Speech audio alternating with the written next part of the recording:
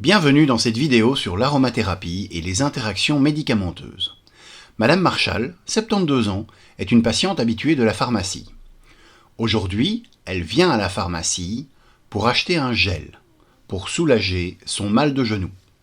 Ce gel contient 5 huiles essentielles. Elle voudrait essayer ce gel car selon la publicité qui passe en ce moment à la télé, il est très efficace contre les douleurs. Par ailleurs, elle pense que contrairement à des pommades anti-inflammatoires, ce gel est dénué d'effets secondaires car il ne contient que des huiles essentielles qui sont des ingrédients naturels.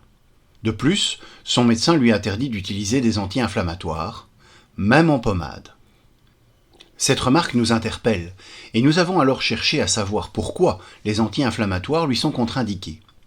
En parcourant son dossier, nous constatons que Madame Marchal est traitée depuis plusieurs semaines par le Syntron, dont le principe actif est l'acénocumarol. L'acénocumarol appartient au groupe de médicaments appelés anticoagulants. Ce médicament fluidifie le sang et empêche ainsi la formation de caillots dans les vaisseaux sanguins. Selon Madame Marchal, elle a dû prendre ce médicament depuis qu'on lui a implanté une valve cardiaque artificielle.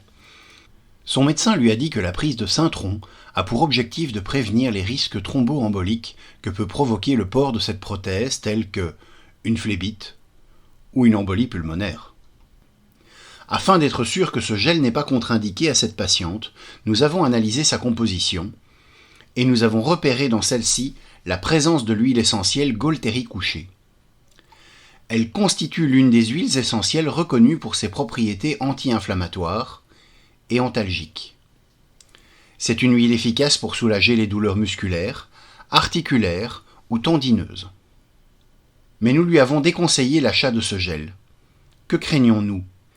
Contrairement aux idées reçues, les huiles essentielles ne sont pas des remèdes absolument inoffensifs. Elles contiennent des substances actives, tout comme les médicaments, et c'est ce qui rend l'aromathérapie intéressante pour se soigner.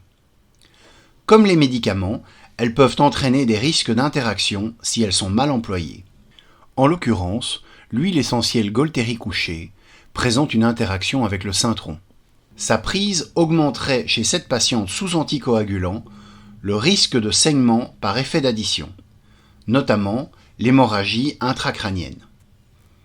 En effet, l'huile essentielle Gaultérie couchée peut également fluidifier le sang.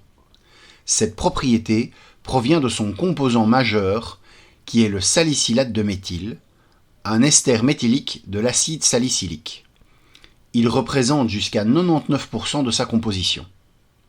Cette molécule, une fois ingérée ou appliquée par voie cutanée, est métabolisée dans le foie en acide salicylique, une molécule connue pour sa propriété anticoagulante à faible dosage, entre 75 et 300 mg.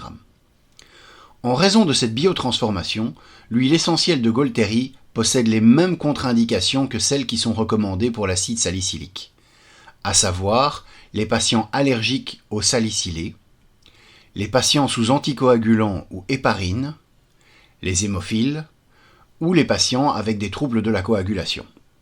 Ces contre-indications doivent être respectées pour toutes les voies d'administration.